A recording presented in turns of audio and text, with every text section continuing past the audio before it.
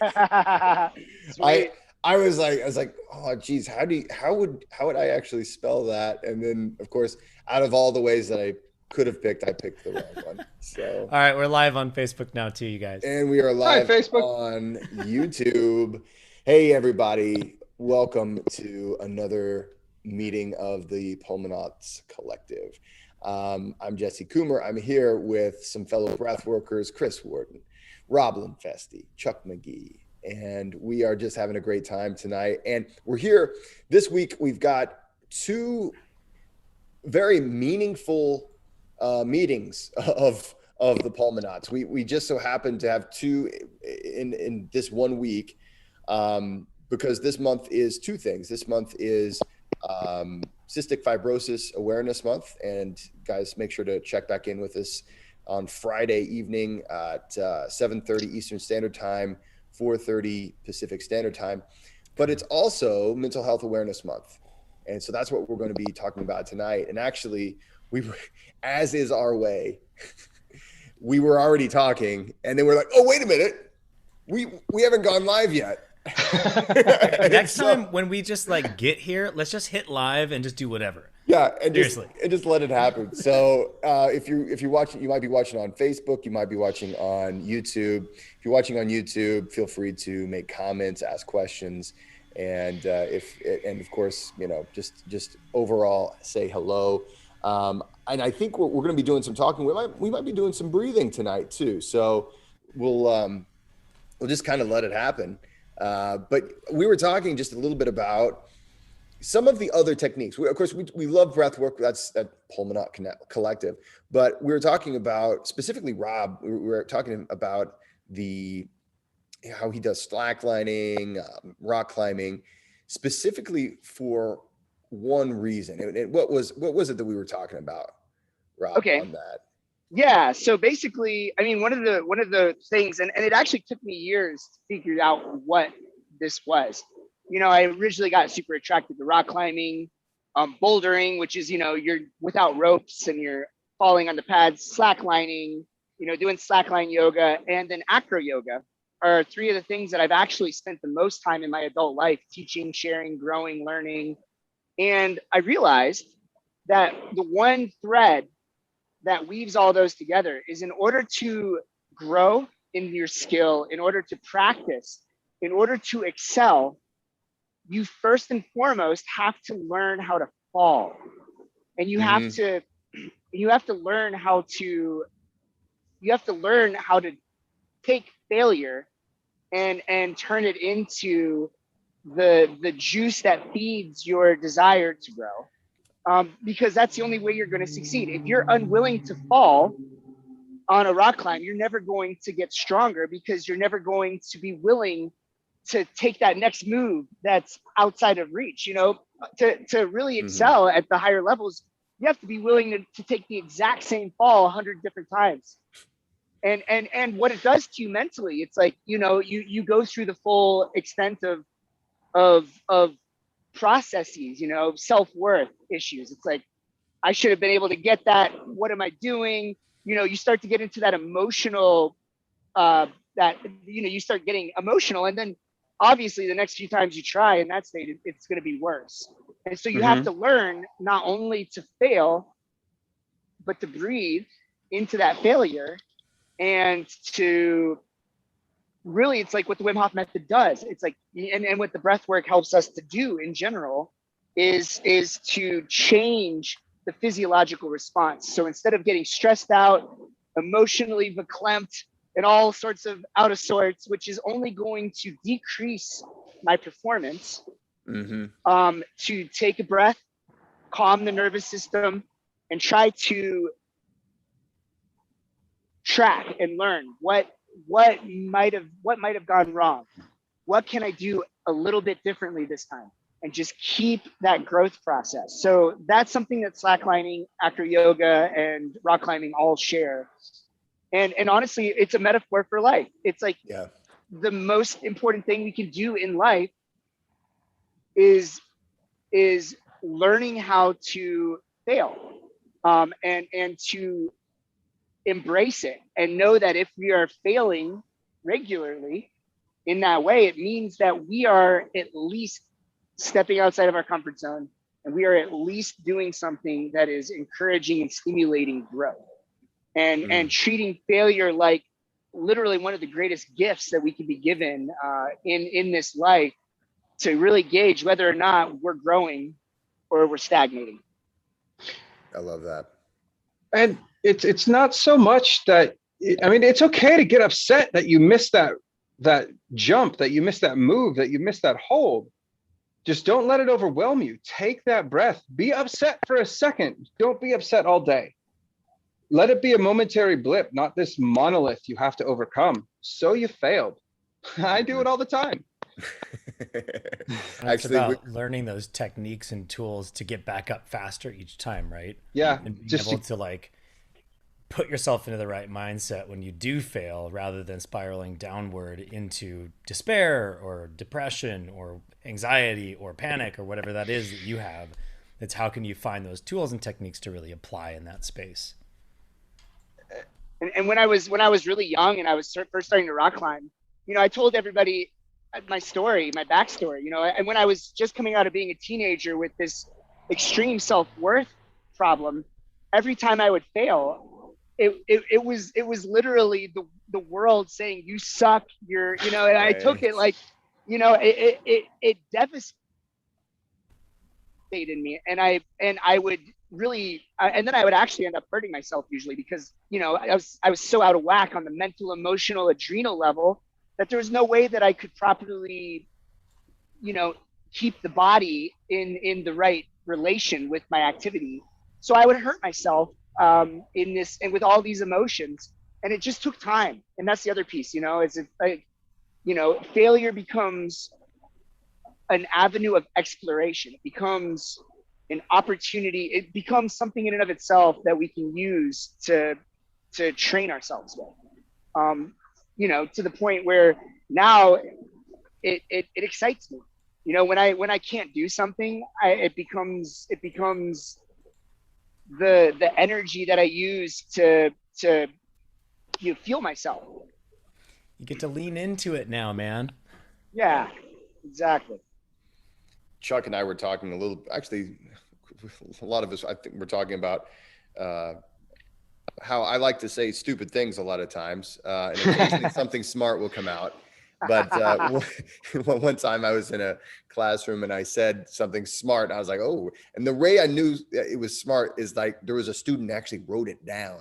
I was like, oh my God, I got to remember this one. But the reality is that all growth is uncomfortable, right? I mean, whether you're growing physically, right? Or psychologically, emotionally, all of it, all growth is uncomfortable. And it's what we do with that discomfort, right? And we learn that in so many ways. Of course, we're all ice bathers here, so we understand that. But like,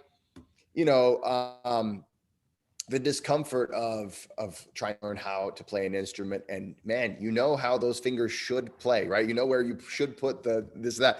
But it's like, man, the way it sounds and the way it should sound are nothing alike, right? And I think back to so much of the joy that I've experienced in life. It was overcoming, right? It was pushing through that discomfort and frustration, and just really saying, oh wow, okay, finally I overcame that. And Chuck, you were mentioning something just a minute ago about ACT, right? About a way of just accepting these things. And what does it ACT stand for? I know A is acceptance, and then what was acceptance and commitment training, or acceptance and commitment therapy. Okay. And it's, life's going to be uncomfortable. It's going to throw things at you that you don't like, that you wish could be differently, but no amount of wishing, no amount of raging against the world is going to change the fact that it's fundamentally occurring. Mm-hmm.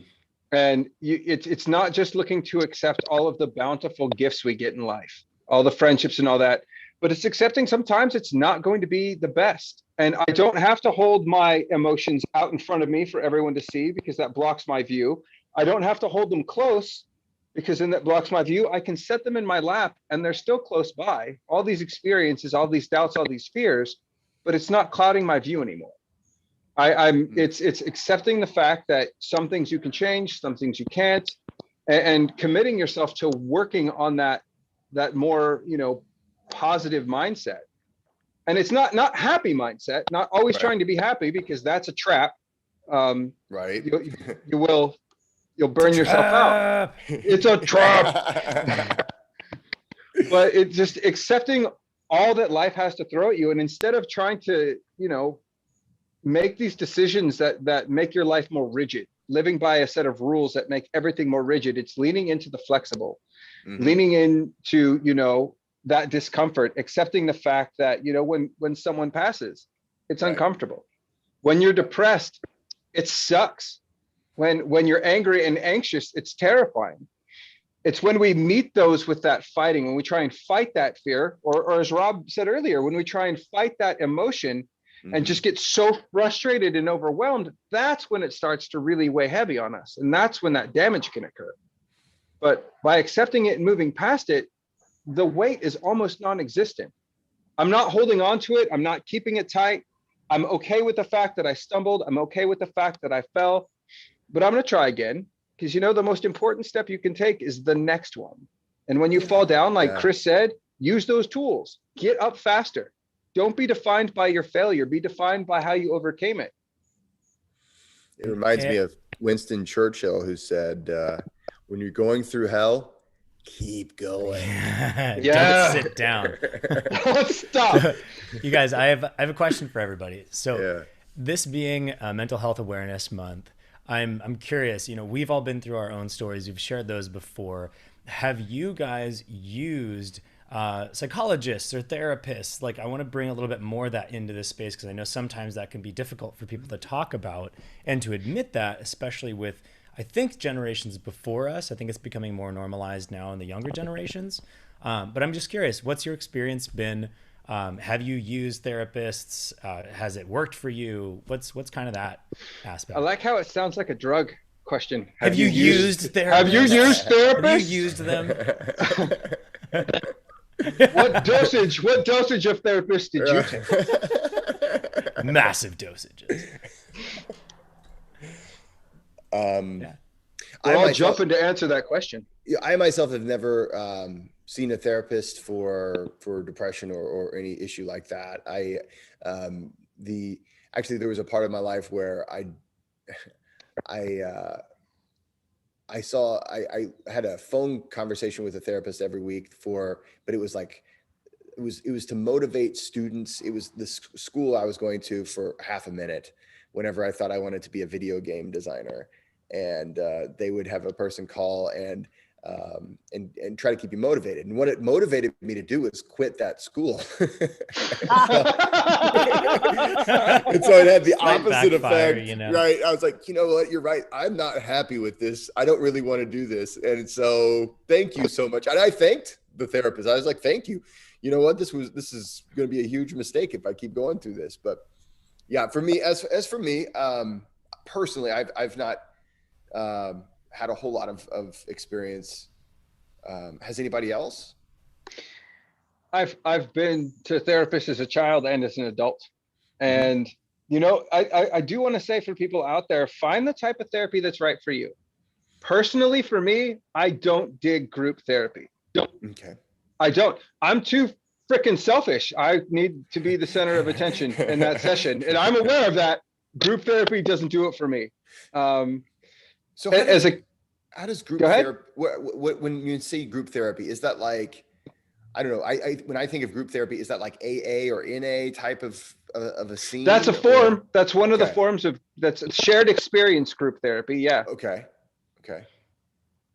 And, I like the one-on-one. I've gone to, I've sometimes having that objective person who has that 10,000 yard view is just really helpful to maybe show you what you may have missed. As Rob pointed out, when we fail, we get emotional. Yeah. And when we get emotional, we lose 1/3 of our mental capacity. I've been hit in the head too many times that when I'm emotional, I am way decreased. And I sometimes need someone who's not a family member to be like, hey, Have you thought about it this way? And just to see that other perspective and go, oh, oh, all right. Or have you tried applying this? You know this tool. Why don't you use this tool here? And sometimes it's just great having that person who's willing to listen. And yeah, I know I'm paying them, and I'm paying them to assist, but you know, I'm valuing their opinion, I'm valuing their experience, and most of the time it's been pretty good. There've been a few therapists where after a couple sessions, sorry, we're just not going to mesh. But that happens with our clients in breathwork too. Yeah. And that's okay. And it's okay if you're not happy with who your therapist is, to go look for another one. If you're not happy with the style of treatment you're getting, don't end the treatment. Go seek different venues. Like if you're not happy with the Wim Hof method breath work, it's not like stop all conscious breath work. No. Don't breathe anymore. Stop all breathing. Yeah. Go find the one that's for you. I mean, like, you know, nature therapy.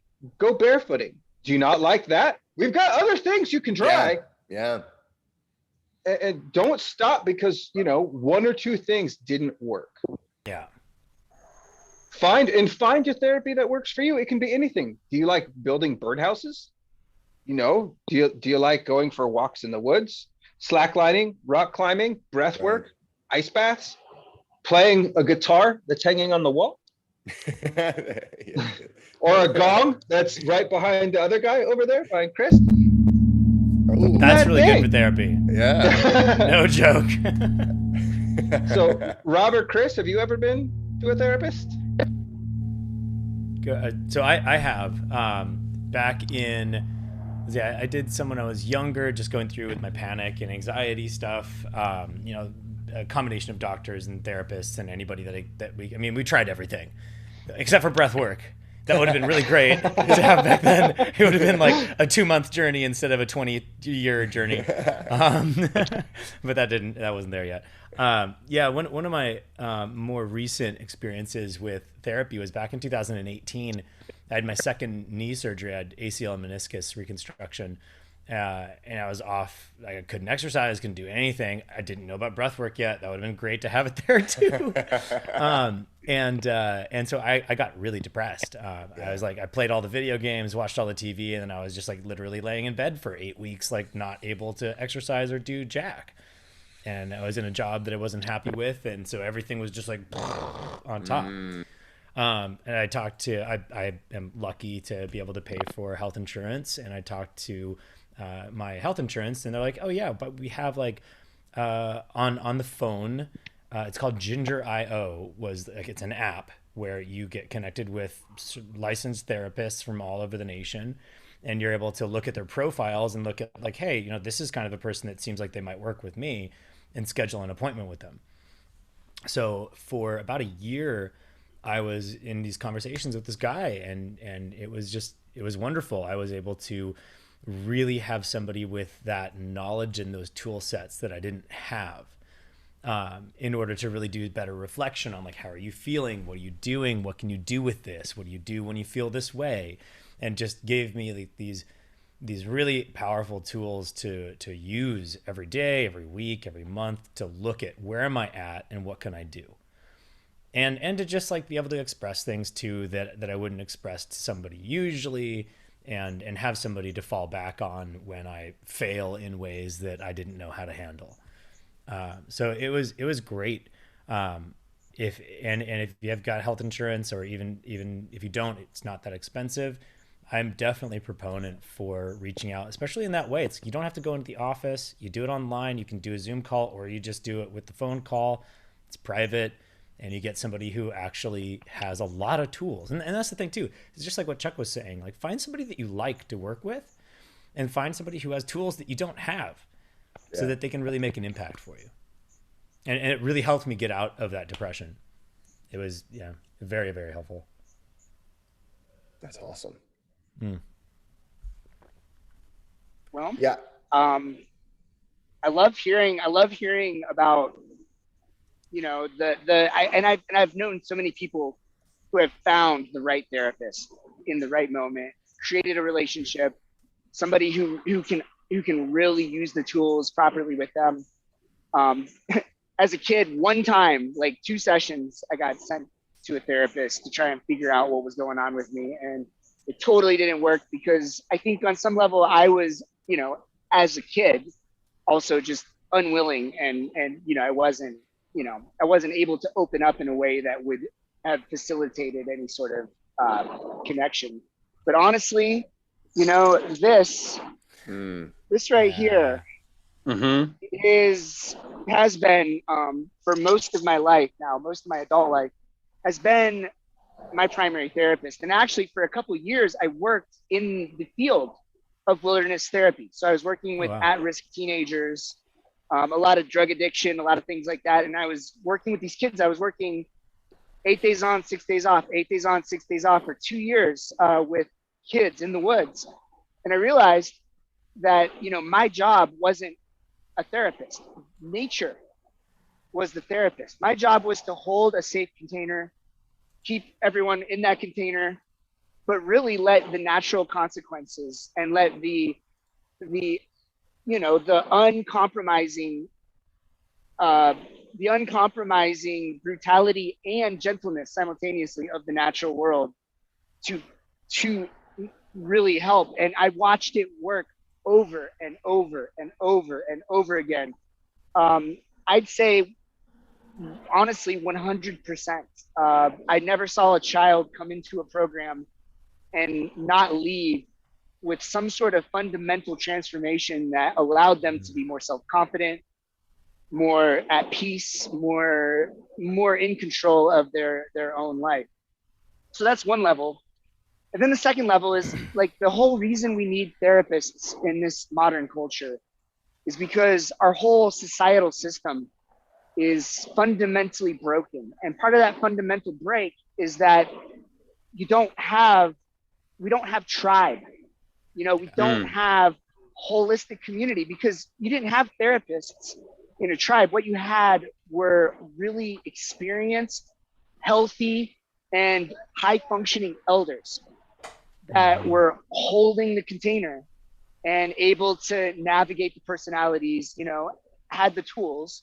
And so I've been fortunate to find a very emotionally, mentally, and spiritually mature, community in this area, like around me in the Asheville area, that I've really leaned into in a significant way. So rather than going to a formal therapist, I've been able to lean into these really beautiful people with lots of skills, lots of perspective in different ways. And when you find a community that you can share a healthy amount of vulnerability, you're able to express the things that you're going through in ways that are productive, and have that received. To me, that's where we're headed. And I think that in the process of heading there, the fact that we have these experts with these tool sets, because not everyone has access to nature all the time, and not everyone has access to a community and to like a bunch of high functioning elders. I was just in Cherokee, North Carolina with the Cherokee people for the last for 5 days. I was hanging out with these 80-year-old grandmas who were the epitome of that. I mean, they just looked me in the eye with all of the love and kindness and just say something. And I just feel it like hit me right on my core and just like rip me to shreds. And then they're just still there with their loving kindness to like pull me back together again. And it really struck me that, that's where we're headed. So in the meantime, I really love the invitation to encourage people to seek out the people who have dedicated their lives to cultivating those skill sets. The reason someone gets into that field is because they want to hold space for you.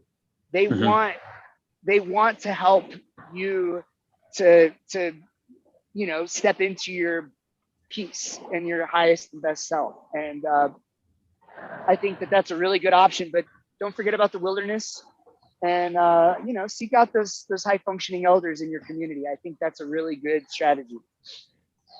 Yeah. Love it. Well said. Well said. Yeah. Well, and that just goes to show you the cornucopia of options one has to choose from. I Yeah. love going for a walk.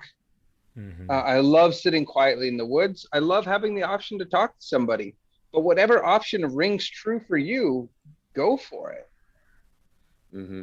You know, Exactly. I think just being one of the things that we have now that we didn't have when I was a kid is this ability that the four of us are in four different Mm, um, or not necessarily cities, but four different locations, uh, yeah, and we're able to connect.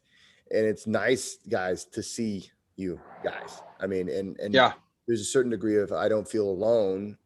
You know, there's other people, you know, other weirdos like myself out there, and hopefully for everybody who's watching on either Facebook or YouTube, you know, we're out, you know, there's others, there are others, right? And it's something that, you know, we don't have to feel this great sense of being alone. It's like, well, maybe I'm just a weirdo and maybe there's something wrong with me. It's like, well, that's not necessarily the case. And it's great for us to be able to reach out and uh and have this kind of, in a way, this tribe feel, you know, across the distances. So uh, so thanks, guys, for being part of the tribe. And yeah. you Glad to know, be a part of it. And Yeah. to those Absolutely. listening, find your community. Find the yes, people you like. Do you like CrossFit? Do you like running? Do you like swimming? Even yeah, if you're one in a million, if you think you're one in a million, that still means there's around 7,700 people out there yeah. just like you with the population of the world. There's still a lot of one in millions out there. There's Yeah, still I one in a love that. million. There's 7,700 others that are also that same one in a million. yeah, So there's others. You're not alone. There's others. And it may feel like you're alone at times, but you're not. You're yeah, not alone. There's people out there, free services that you can call at times if you're really in a hard space. You're not alone. There are others out there. Reach out, reach out. And that, as it's terrifying, it's hard, and it's just like you're going to fall and you're going to fail. And you know what? Sometimes someone may slap your hand away, but keep reaching out. As hard as that may be, keep getting back up. absolutely. Absolutely. Shane Walker says, I like you guys. Well, we like you, Shane. We We Thanks, like you like Shane. too, you Love you, too. Shane. Shane. Thanks for being with us. Yeah. And we got Sherry from the Gold Coast in Australia. I mean, we've got uh let's see, Amardeep, let's see, we're up in Canada. I mean, you know, we're out there, you know, this, there is a That's really movement cool. Yeah. of growth in this world, and it's a wonderful thing. And you know, we get to see it right on the cutting edge, and it's good to be able to say, hey guys, this thing is getting bigger and it's growing. So And it is um, getting bigger. That's the Yeah. beautiful thing about all of this. Like we're just, I mean, I don't know where we're at in the thing of it, but like in all things considered, we're at the beginning, yeah, and this is just going yeah. to continue to grow in this way with like this type of authenticity and this type of vulnerability. I think is what everybody's really looking for right now.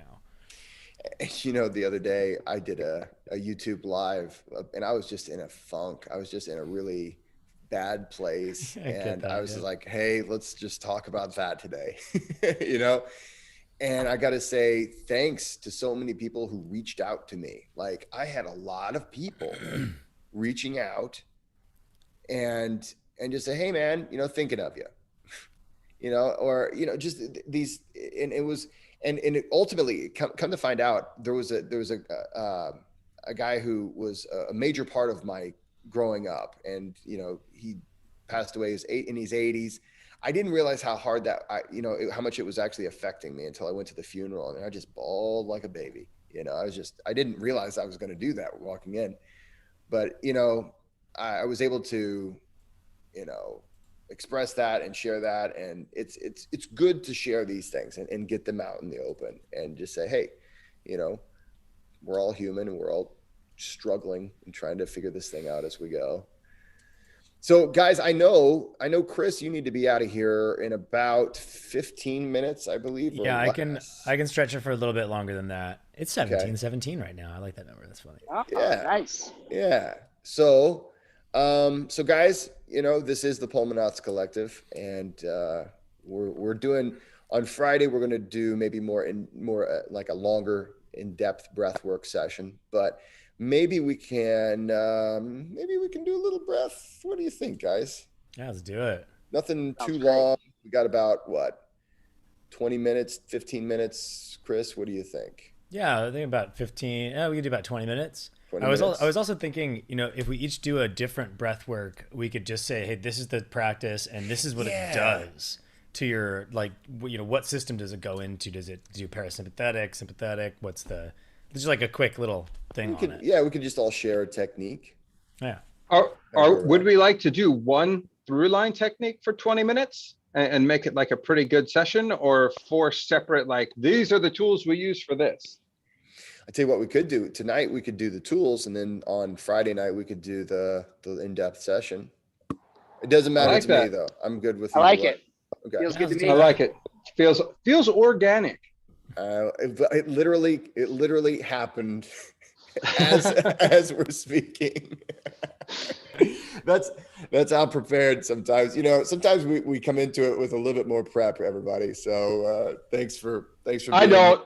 Yeah. They might. They That is might. true. That I is true. don't ever. Chuck Yeah. doesn't. No. Yeah, we're just happy he's well, we don't know if he's wearing pants. That's the thing.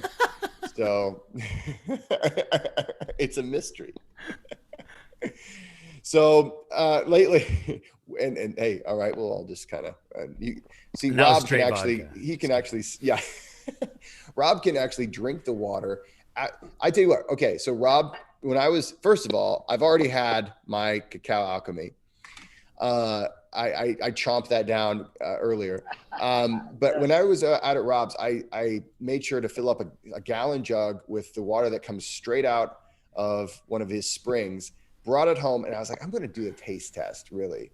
And I did a taste test. Literally, it is the finest water I've ever had. Like, I had the Berkey filter. I had like a Fiji water. I was like, hey, I asked my wife, I was like, okay, taste these. And she's like, you are so weird. Like, I'm like, no, seriously. This is a 1974. Yeah, it was vintage Berkey water filtered tasting. vintage water. But I had to do it. I was like, is it just that when I'm out there, I'm in the spirit of things, so it tastes so good, or is it really so good? So I brought it home and I had to check it. I almost drank all of it on my drive home, but fortunately I didn't. But anyway, all right. So let's share some breath. What kind of breath do you guys? Is there a breath that you use specifically when you're feeling down? When you're feeling?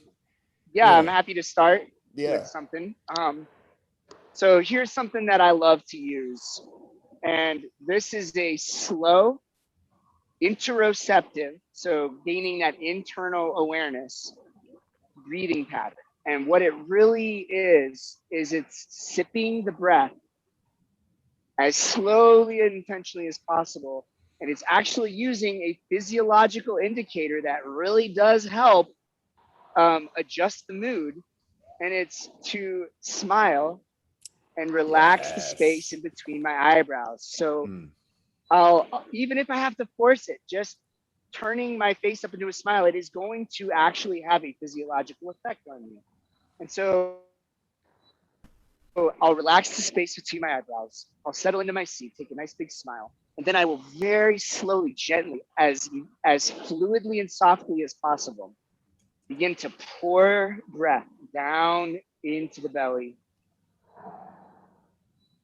And I'm just feeling my awareness track into my belly, into my hips, slowly pouring that breath up into my chest, make sure I'm getting into the back of the body, and keeping that smile, just slowly sipping it all the way up.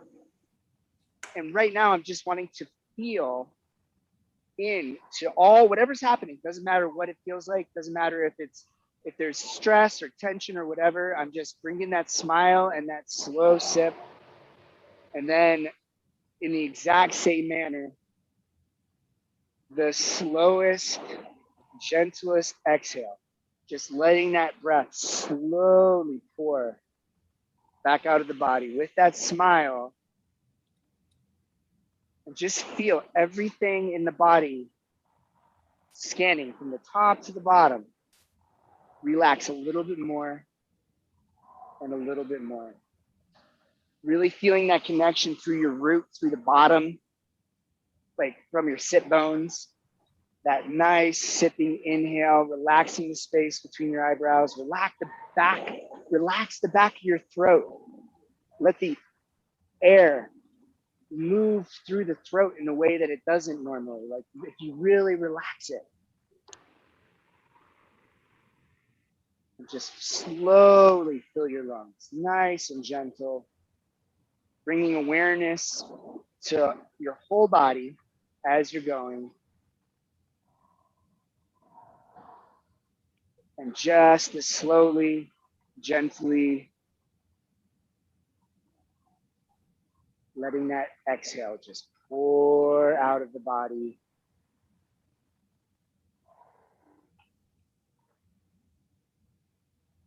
Literally bathing ourselves in awareness, using the smile to direct what that awareness feels like.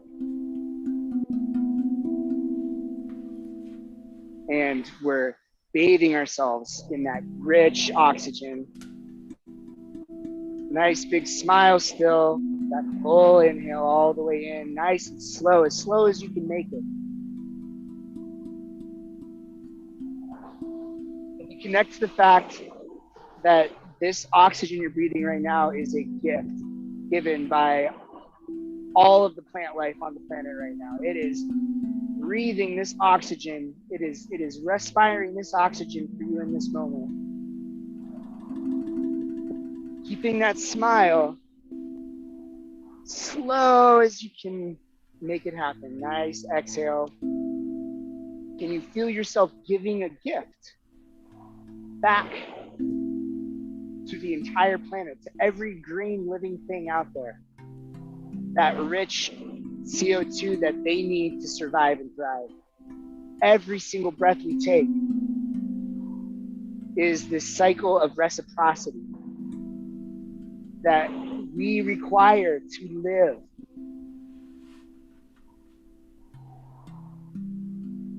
Just take a few more nice breaths like this. Really just luxuriate in how good it feels. Bring it in that level of attention to your body. When you feel how the smile does change and affect. The quality of the sensation. Wherever you're at, just one more nice, slow, luxurious inhale.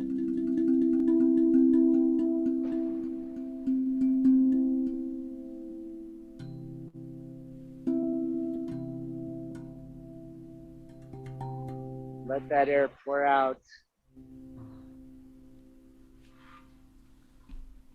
And come to a relaxed place. Neutral breathing.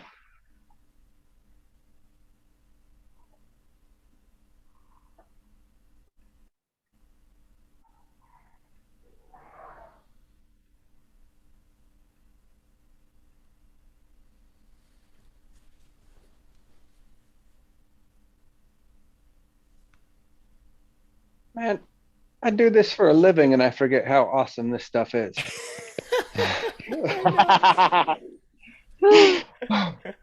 Oh, I feel great. Thanks, Rob. That was amazing. My pleasure. Yeah. It's one of my favorites. I couldn't Take the not play time. music to that. That was- You're worth yeah, it. thank you Take for- that moment for yourself.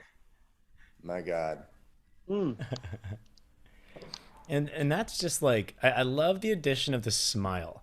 And I know, Yeah. Jesse, you do that too sometimes. And Yeah. I forget to do that. I haven't been doing that in practices. You know, just to remember it, like that changes your face and it changes everything that's going on in you, like physiologically, when you do that. And it's such a great addition. Thank you. Yeah, it was so good. I don't want to go now, guys. I've got one. All right. Go for And it. it's so if you're pissed off, frustrated, and angry, and you can't do Rob's exercise because Yeah, you're too yeah. mad. Yes. Hit a Go gong. to the freezer, grab an ice cube, and hold it in each hand. And as Oh, you're I like holding that, that yeah. ice cube, embrace that discomfort and focus all of that tension and really tighten those muscles. You don't have to hold an ice cube. It just helps if you do. But you just tighten those muscles in your arm, take a big deep breath in, just squeeze everything and just make it tight, make it tight, make it tight. And as you exhale, just, you can even swear, you can curse, be like, this is just ridiculous. This is so Chuck. This is I love that. And so as you're holding the cold, embrace your muscles are tight, you're letting it go, and you can feel that relaxation start. Slow your breath down and bring the breath in through your nose and hum on that exhale. Just and you can even hum like, I'm really pissed off right now. I don't know why I'm doing this. Like, and just let that hum hit you. It physiologically, by slowing your breath down, your heart rate's gonna relax. By turning that internal stimulus to that external one of the ice in your hands, Yeah. you give your physiology time to catch your breath. Don't avoid this. Don't try and fight it. Accept it for the moment you're in. Hold that ice and just accept that you're mad, and that's okay for a second. If you're trying to meet that stress with more stress of, why am I like this? This isn't right. It's going to compound. It's going to build, and you run the risk of exploding. Yeah. But if you can give yourself that moment, that switch to distract your mind, get that internal loop changed to an external one, and then, for the love of Pete, do Rob's exercise. Once you can get yourself into that state where you can slow down. But if you find yourself trying to do an exercise, you're like, why am I not calm? This is just pissing me off. Like, it's okay to stop for a second, to be pissed off. Go grab that ice, hold it. This is for people, with PTSD, anxiety, panic attacks. Go change that loop, and then move into that exercise that's calming. That was my big hurdle in the beginning. Is I do an exercise like Rob just showed right now and be like, that's amazing. Yeah. And then when I'm pissed off or upset or frustrated, be like, why can't I calm down right now? And it's because I didn't accept the fact that the anger had a place. Give it a place for a moment. I mean, don't lash out at your family. Don't lash out at anything. Just crush that ice for a second. Let it roll down your arm. Crush it out of existence. That's what I love about this. You literally just followed up my practice with the single best piece that could exist to like complement it and bring anyone wherever you are in your body in a given moment into that space. Like, brilliant. Love it. I've got another addition. All right. Oh, let's do it. Yeah. So at the beginning of either of those, at the beginning of Rob's, at the beginning of Chuck's, combine all these things together, do it whatever order you want. But just the very first freaking thing, if you find yourself going off the handle, or if you're really stressed out and going into panic, breathe out. Yeah. If you're going into panic, if you're angry, whatever that is, most likely you're breathing up here and you think you can't breathe and you're going into panic and I can't. And you're up here in your chest and you think you can't take a deep breath and you don't know. If somebody tells you to take a deep breath, you're like, well, screw you. I can't take a deep breath right now because I can't breathe at all. So if you can remember, and this is why, again, practice all of this stuff when you're not angry and when you're not going crazy. Right. Take some ice cubes in your hands and practice that. Take Rob's exercise and practice that. And at the beginning, also practice this. Just take a normal breath in and then breathe out and force it all the way to the very bottom. So count 5, 4, 3, 2, 1, 5, 4, 3, 2, 1, 5, 4, 3, 2, 1, 5, 4, 3, 2, 1, 5, 4. Tense that diaphragm. 5, 4, 3, 2, 1. Take it to the very bottom. Then breathe in through your nose. And take a big, luxurious breath all the way to the top. And stretch. And feel whatever's there for you. Pop your back. Be angry, whatever. Have those ice cubes in your hands already. Do that. And then let it out. And just... And and let that anger out, let whatever is there out on that breath. And now you've reset your breath. So reset your breath at the beginning first so that you can take a deep breath, so that you can start breathing again and just reset yourself. And that's for any emotional situation. The one that could be a little bit harder with is if you're asthmatic and it's difficult for you to push down into that spot. And if you are asthmatic, practice it before you get to that state where you're having a panic attack or an anxiety attack or an asthma attack, and find what the heck your breath range is. You have your top, you have your bottom, and you have your middle or your neutral point. The neutral point is where you just go, right. So we go to the top. That's the top. Then we have neutral. Everything's open. And then you can go down.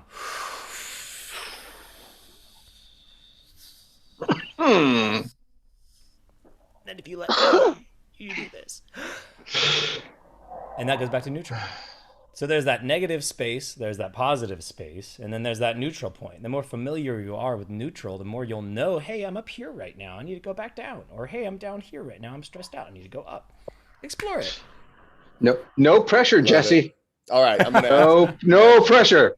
Here's one. Take a deep breath, Jesse. Take a deep breath. So sometimes we're in a situation where we have to recompose ourselves. Okay, so you're suffering anxiety, maybe it's great grief, but if you're like me and I know Chuck, right? There's times whenever we have to process grief, we have to process sorrow. We have kids. We're still in charge, right? We have to recompose ourselves. We're still going to process that emotion, right? But right now, I've got to be dad. I've got to help so-and-so, right? Maybe who knows? Maybe you're a first responder out there. Maybe it's somebody, I've got to process this, but right now I have to be back in the moment. And so there's a technique that I learned it originally as the sniff, sniff, poo, but, and you know what I'm talking about, but I love it. Lately, people have been calling it the physiological sigh. And I don't know which one I like better. I like both of them. The sniff, sniff, poo is a little faster than this physiological sigh, right? But essentially what it is, you're going to take a pretty large inhale through the nose. It's all through the nose on the inhale, and the exhale is, right? And the kids might like this too, if you got the kids around, but basically it's going to go a little something like this. You'll take a bigger, then a pretty big breath, and then fill it up breath. You go.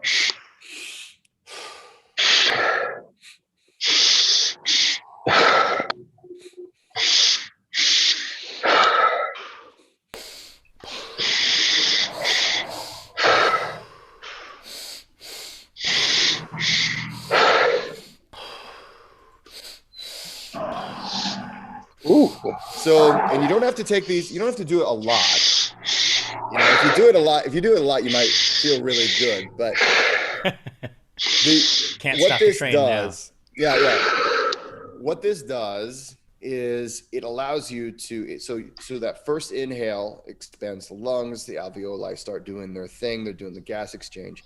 But then that second bump adds some circulation to that gas, and it poofs out open those alveoli again.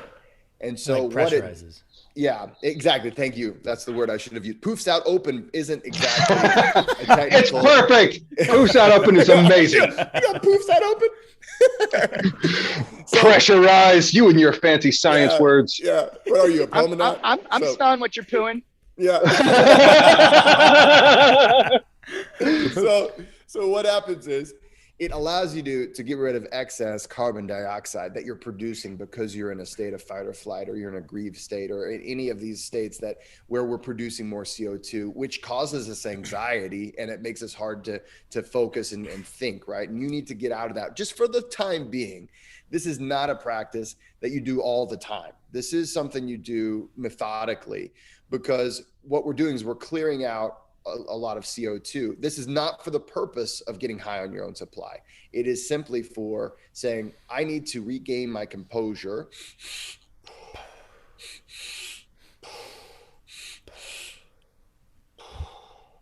Okay, kids, your grandmother loved you. You know, it's my mother, right? I'm going through this, which I have to be strong for my family until we get home, when I'm going to just process this and I'm going to cry like a baby, right? But I need to be there for my children. I need to be there for whomever, right? It's a way you can, without having to cause a big scene. I mean, this, if you do it for a long time, yeah, it's going to, people are wondering about you, but you know, 2 or 3.